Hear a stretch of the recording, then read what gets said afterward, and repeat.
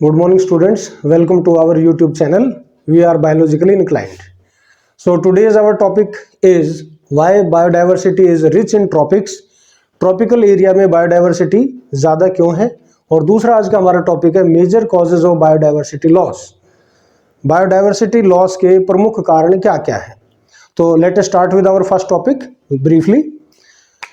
Biodiversity rich tropics में किस लिए होती है, उसके पीछे तीन मुख्य कारण हैं। एक तो पहला कारण है कि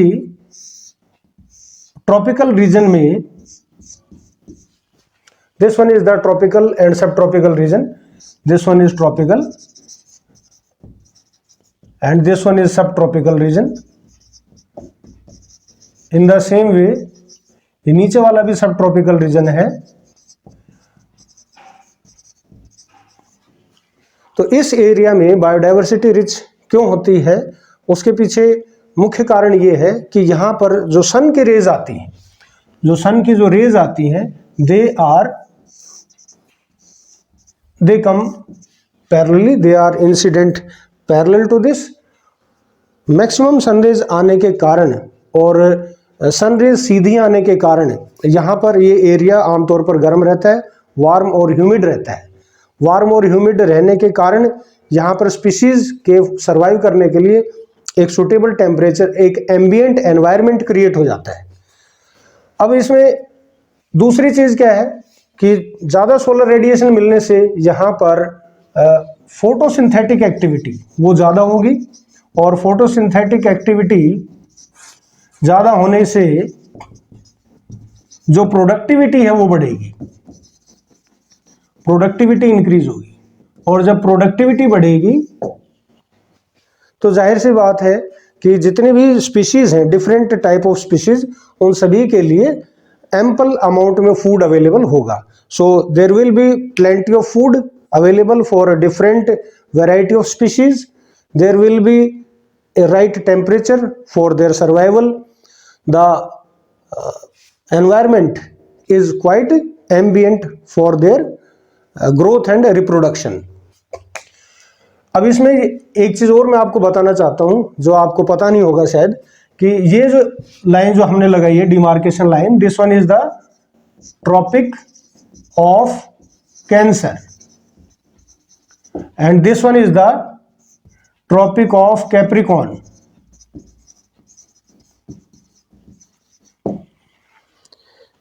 अब आप यूं सोच रहे होंगे कि ये ट्रॉपिक ऑफ कैंसर नाम क्यों है, ये ट्रॉपिक ऑफ कैप्रिकॉर्न क्यों है। तो इन दोनों से हमें एक चीज थोड़ा ध्यान में आती है, ज़ोडिएक साइंस, जो हमारे जो राशिफल हैं उनके सिंबल्स। तो कैंसर राशि और कैप्रिकॉर्न राशि, उनके आधार पर इन इमेजिनरी लाइंस का नाम रखा गया। ये आपको जल्दी से कोई नहीं बताएगा कि why it is known as Tropic of Cancer. It is known as Tropic of Cancer because this imaginary line was named when there was summer solstice in this northern hemisphere. तो जब इस नॉर्दर्न हेमिस्फीयर में summer solstice था तब इसका नामकरण किया गया। इसी प्रकार इसका नामकरण विंटर सॉलिस्टिस में किया गया। तो उस समय यहाँ पर जो कैप्रिकॉर्न कॉन्स्टेलेशन है वो दिखाई देता है, और उसी के आधार पर इन दोनों का नामकरण किया गया। So now let us right the main 3 points why biodiversity is rich in tropics. So first point is right temperature and humidity. इस एरिया में टेम्परेचर और ह्यूमिडिटी काफी मात्रा में रहती है, इसीलिए हमने लिखा है right temperature and humidity. Second one is the stable climate, stable climate through out the year, through out the succession. यहाँ का जो क्लाइमेट है सालों साल तक एक जैसा ही रहता है लगभग, उसमें ज़्यादा वेरिएशंस नहीं आते हैं। तो क्लाइमेट स्टेबल होने के कारण भी जो स्पीशीज हैं उनमें वेरिएशंस आने की पॉसिबिलिटीज, प्रोबेबिलिटी बढ़ जाती है। तीसरी चीज, and third one is the incident more solar radiations, we can say more solar radiations. Availability of more solar radiations, यानी कि photosynthetically active region PAR, photosynthetically active region is more.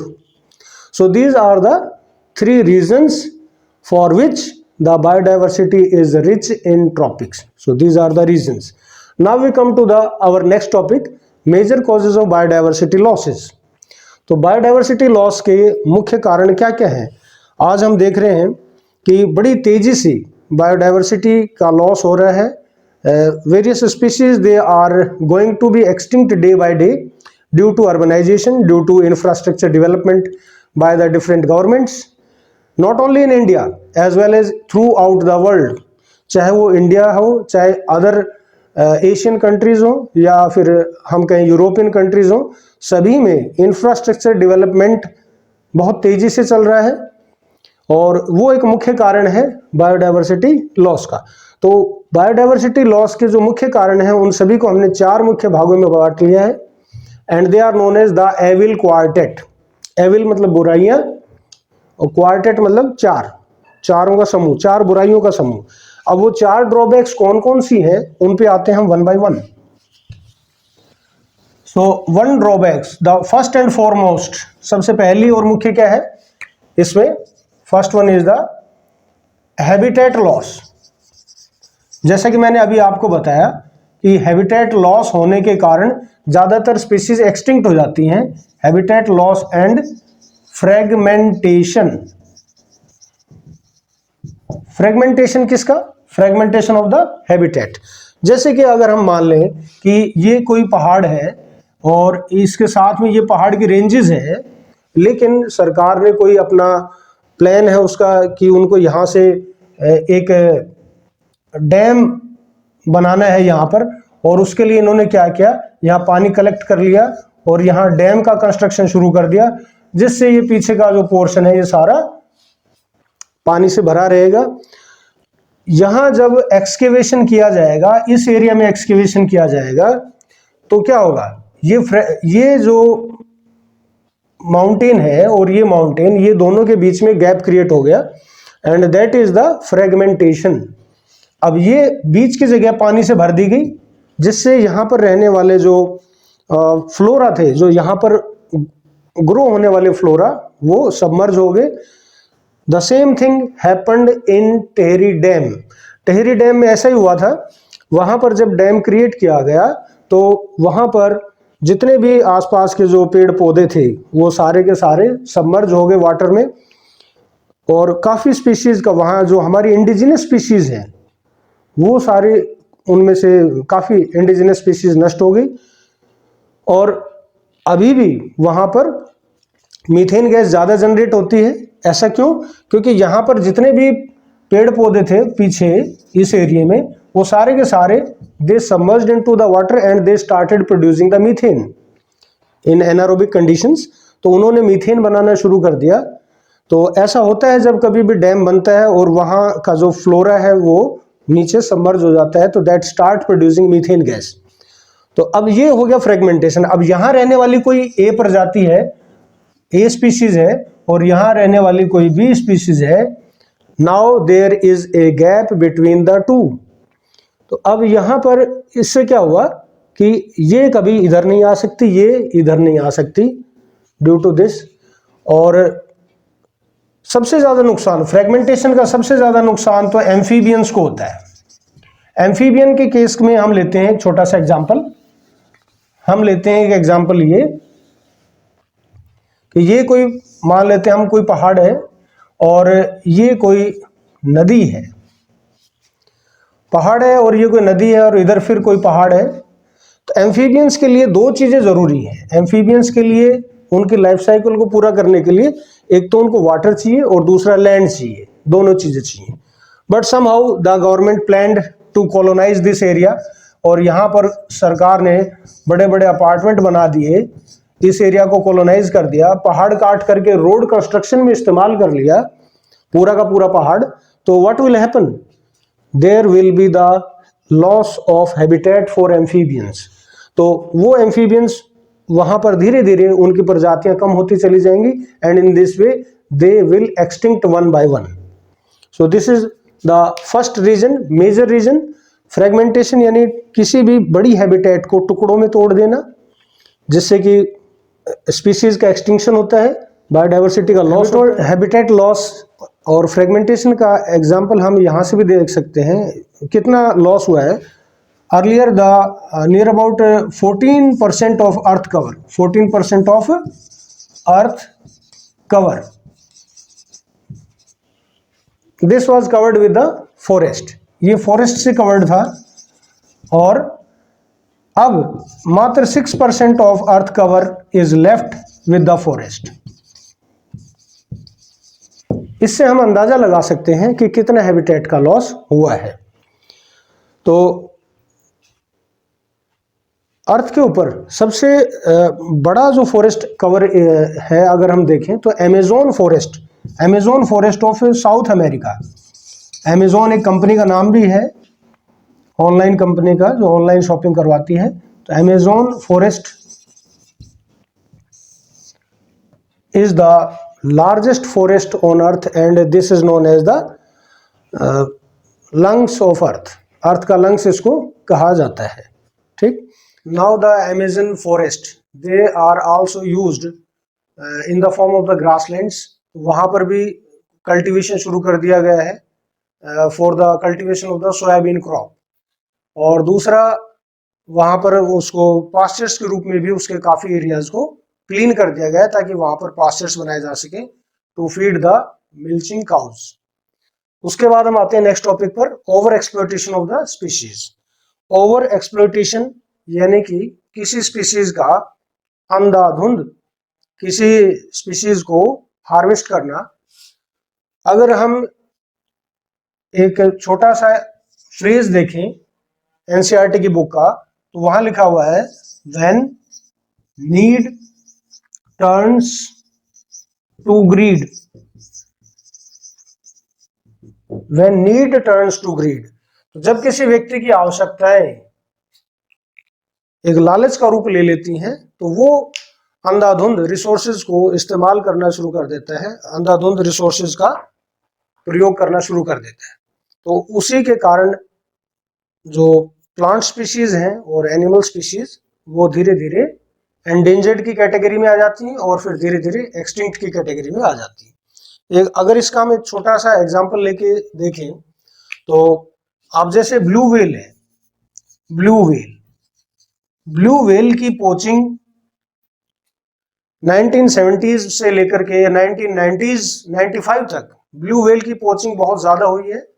और बाद में जब ग्रीन पीस एक्टिविस्ट थोड़ा active हुए हैं environment के बारे में और सरकार जब थोड़ा जागरूक हुई है सरकारें एनवायरनमेंट के बारे में, तब उन्होंने इस पोचिंग को बैन किया है।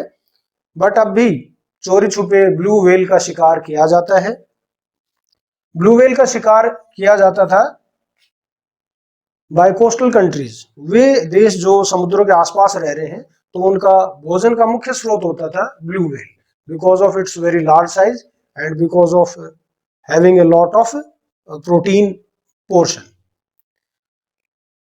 ब्लू व्हेल के बाद अगर हम दूसरा एक और एग्जांपल देखें जिसका ओवर एक्सप्लॉयटेशन किया जा रहा है, ओवर हार्वेस्टिंग हो रही है, that is the sea horse. Nowadays sea horse, समुद्री घोड़ा, हिप्पोकैम्पस कैटेगरी का है ये।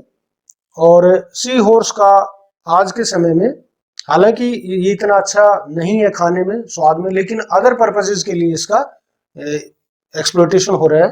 तीसरा एक golden fish, golden fish is one more example. ये फिश गोल्डन कलर की होती है और लोगों के घरों में एक्वेरियम के अंदर एक इसको सजावटी फिश के रूप में इसको रखने के लिए इसका समुद्रों से इसको निकाला जाता है और इसका ओवर एक्सप्लॉयटेशन हो रहा है। इसी प्रकार ओवर एक्सप्लॉयटेशन होते होते बहुत सारी स्पीशीज एक्सटिंक्ट हो चुकी हैं। एक्सटिंक्ट स्पीशीज के बारे में मैं आपको पिछली वीडियो में बता चुका हूं, जैसे स्टेलर्स सी काऊ साउथ अफ्रीका की, थाइलेसीन ऑफ ऑस्ट्रेलिया और डोडो बर्ड ऑफ मॉरिशियस, तो quagga of South Africa. So these are the few examples of extinct species. इसके बाद हम आते हैं तीसरा point, alien species invasion. Alien species invasion यानी कोई भी स्ट्रेंजर स्पीशीज किसी जगह पर इंट्रोड्यूस कर दी जाए तो that is known as the alien species invasion. जैसे कि अगर हम एग्जांपल ले इसमें, तो Nile perch. Nile perch is a fish found in river Nile. तो इस फिश को इंट्रोड्यूस किया गया किसमें, विक्टोरिया लेक में। विक्टोरिया लेक में इंट्रोड्यूस जब किया इसे, तो इसने क्या काम किया, वहां विक्टोरिया लेक की जो इंडिजिनस फिश की स्पीशीज थी उनको खाना शुरू कर दिया और धीरे धीरे उनको खत्म करना शुरू कर दिया। तो more than 200 species of cichlid fish they were extinct from that lake। तो ये एक बड़ा अच्छा उदाहरण है नाइल पर्च का। और दूसरा एक एग्जांपल अगर हम इसका लें, इंडिया का एग्जांपल लेते हैं हम इसका। इंडिया के अंदर भी आइकोर्निया प्लांट, आइकोर्निया प्लांट जिसको कि हम सिंपल भाषा में वाटर हाइसिंथ बोल देते हैं, वाटर हाइसिंथ, और वैसे इसका नाम है आइकोर्निया क्रेसिपस। वाटर हाइसिंथ को टेरर ऑफ बंगाल के नाम से भी हम जानते हैं। और water hyacinth terror of Bengal क्यों कहते हैं इसको, क्योंकि बंगाल के अंदर जो वहां की कैलकाटा में जो लेक्स हैं वहां पर इसकी ग्रोथ बहुत अबंडेंट हो गई थी, जिसके कारण वहां पर बोटिंग वगैरह भी नहीं की जा सकती थी। और वहां के जो फिशेज हैं और वहां के जो एक्वेटिक ऑर्गेनिजम्स वो भी काफी संख्या में कम हो गए थे due to the production of more CO2 during the night. और बोटिंग करने में भी समस्या आती है, वाटर हाइसिंथ जब हो जाते तो वहां बोट को चलाना संभव नहीं हो पाता है। That's why it is known as terror of Bengal, क्योंकि बंगाल में बरसात बहुत होती है, तो इस वजह से जगह जगह जहां कहीं पर भी पानी भर जाते हैं वहां पर वाटर हाइसिंथ ग्रो करते हैं, फ्लरिश करते हैं। Though it is a seaweed, though it is an aquatic weed not a seaweed. ये एक एक्वेटिक वीड है, एक्वेटिक वीड प्लांट है, but it causes, we can say it causes nuisance in the river rafting, in the lake rafting. तीसरी चीज है, एक example हम और लेते हैं टेरेस्ट्रियल वीड का। टेरेस्ट्रियल वीड का एग्जांपल हम लेते हैं कांग्रेस ग्रास का। कांग्रेस ग्रास, कांग्रेस ग्रास जैसा कि इसके नाम से पता चल रहा है कि ये घास, ये जो कांग्रेस ग्रास जो वीड है, this weed came to India unintentionally with the wheat. Wheat के साथ में ये आया और इसका असली नाम जो है कांग्रेस ग्रास का वो क्या है, पार्थेनियम है, parthenium lantana, parthenium lantana. This is a very potent weed, और ये जो वीड है बहुत ही एलर्जी कॉजिंग वीड है। और आजकल हमें रोड साइड्स में और खेतों में बड़ी आसानी से देखने को मिल जाता है throughout the whole India. So it is very difficult now to eradicate it. तो अब सरकार ये देख रही है, साइंटिस्ट ये देख रहे हैं कि कैसे इस वीड का हम किसी राइट जगह पर यूज कर सकें, इससे कि कोई हम जैसे बायो इंसेक्टिसाइड या बायो पेस्टिसाइड टाइप की कोई चीज बनाई जाए। तो Congress grass, this is a terrestrial weed plant, ये भी बाहर से आया है। इसी तरह अगर हम ट्री की बात करें तो यूकेलिप्टस, यूकेलिप्टस वांडू, सफेदे का पेड़, ये इंडिया में नहीं था पहले, बाहर से आयात किए गए थे ये, इनके जो सीड्स हैं, और इनको लगाया गया था उन एरियाज में जहां पर पानी का लेवल ज्यादा था, because they are very good transpirators, बहुत अच्छा ट्रांसपिरेशन होता है इनके द्वारा, तो बहुत जल्दी जमीन के नीचे से वाटर के लेवल को ये कम कर देते हैं। बट अब तो वैसे ही, क्योंकि बरसात कम होने लग गई है, वाटर स्कार्सिटी होने के कारण ये हमें रोड साइड्स में और जगह भी देखने को मिल जाते हैं। और अब ये हमारे इंडिया में इतने बढ़िया ढंग से फ्लरिश हुए, इनको इतना बढ़िया एनवायरनमेंट मिला कि now they are found all over the India. तो इन्होंने भी इन्वेजन कर लिया है। अब कांग्रेस ग्रास के इन्वेजन से क्या हुआ, हमारी जो इंडिजिनस वीड्स थी वो खत्म होती चली गई। इसी प्रकार अगर हम देखें, ये जो यूकेलिप्टस है इसने क्या किया, हमारे ग्राउंड वाटर लेवल को और कम कर दिया है। और अब इसके बाद हम अगले टॉपिक पे आते हैं, अगले पॉइंट पर, को एक्सटिंक्शन। को एक्सटिंक्शन क्या होता है, यदि किसी एक स्पीशीज के एक्सटिंक्ट होने के साथ साथ कोई दूसरी स्पीशीज भी एक्सटिंक्ट हो जाए तो उसको हम कहते हैं को extinction. It means there is an obligatory relationship between the two. दोनों के बीच में एक ऑब्लिगेटरी रिलेशनशिप है, यानी एक एक्सटिंक्ट हुई तो दूसरी ऑटोमेटिकली एक्सटिंक्ट हो जाएगी। इसका एक हम एग्जांपल देखें को एक्सटिंक्शन का, तो इसमें हम लेते हैं एक एग्जांपल पैरासाइट्स का, जैसे कि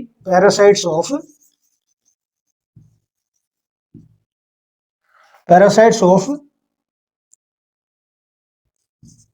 passenger pigeon. Parasites of passenger pigeon. अब ये पैसेंजर पिजन जो है, this is an extinct species. तो पैसेंजर पिजन अब नहीं है हमारी पृथ्वी पर, केवल इसके हमारे पास फोटोज ही हैं। अब पैसेंजर पिजन एक्सटिंक्ट होने के साथ साथ इसके जो एक्टोपैरासाइट्स थे वो भी एक्सटिंक्ट हो गए, क्योंकि हम जानते हैं कि जो पैरासाइट्स होते हैं they are obligatory in nature, वो स्पीशीज स्पेसिफिक होते हैं। इसके बाद अगर हम दूसरा एग्जांपल इसमें कोट करना चाहें तो हम ये कह सकते हैं कि अगर हम किसी फिश की बात करें तो उस फिश के साथ जो असेंबली जो पैरासाइट्स है, अगर वो फिश की प्रजाति नष्ट होती है तो उसके साथ वो पैरासाइट्स की प्रजाति भी नष्ट हो जाएगी। इसी प्रकार कुछ प्लांट्स ऐसे हैं कि अगर उनका पॉलिनेटर नष्ट होगा तो प्लांट भी नष्ट हो जाएगा, वो प्लांट की स्पीशीज भी खत्म हो जाएगी धीरे धीरे। तो ऐसा और भी हमारे एनवायरनमेंट में और भी हमारे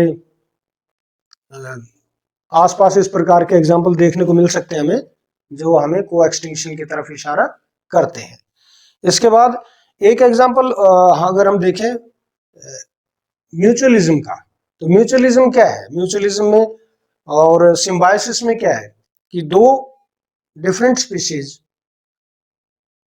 प्लांट की और पैरासाइट की, या एनिमल की और पैरासाइट की, वो जो दो स्पीशीज है उनके बीच में एक परमानेंट रिलेशनशिप स्थापित रहती है, और अगर एक नष्ट होता है तो दूसरा ऑटोमेटिकली नष्ट हो जाएगा। तो that is all about this evil quartet.